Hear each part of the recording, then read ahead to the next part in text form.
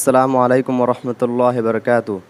রাফিজ ভাইয়ের কাছে আমার একটি প্রশ্ন, জবাহ করার সঠিক পদ্ধতি কি? আসসালামু আলাইকুম রহমতুল্লাহি বারকাতু। আবদুল্লাহ ভাই আমার কাছে একটি প্রশ্ন জিজ্ঞেস করলো, জবাহ করার সঠিক পদ্ধতি হলো কি? শরীয়তের দৃষ্টিতে জবাহ করার সঠিক পদ্ধতি হলো পশুকে কিবলামুখী করে শোয়াবে এবং জবাহকারী কিবলামুখী হয়ে দাঁড়ালো শুরু দিকে বিসমিল্লাহি আল্লাহু আকবার বলে 4টি রগ কেটে দিবে। যদি 3টি রগ কাটে তবু পশু হালাল হবে, অন্যথায় হালাল হবে না। আবদুল্লাহ ভাইয়ের কাছে আমার একটি প্রশ্ন হলো, জবাহের মধ্যে কি কি জিনিস মাকরুহ? রাফিজ ভাই আমাকে একটি প্রশ্ন করেছেন, জবাহের মধ্যে কি কি জিনিস মাকরু?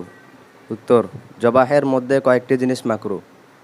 পশুকে জোরে মাটিতে শোয়ানো, জবাহের স্থান পর্যন্ত টেনে হেঁচড়ে নেওয়া, পশুর সামনে ছুরি ধারানো, পশু নিস্তেজ হওয়ার পূর্বে চামড়া ছিলা আরম্ভ করা, ঘাড়ের দিক থেকে জবাহ করা, এক পশুর সামনে অন্য পশুকে জবাহ করা, ফায়দাহীন যে কোনো কষ্ট দেওয়া মাকরু।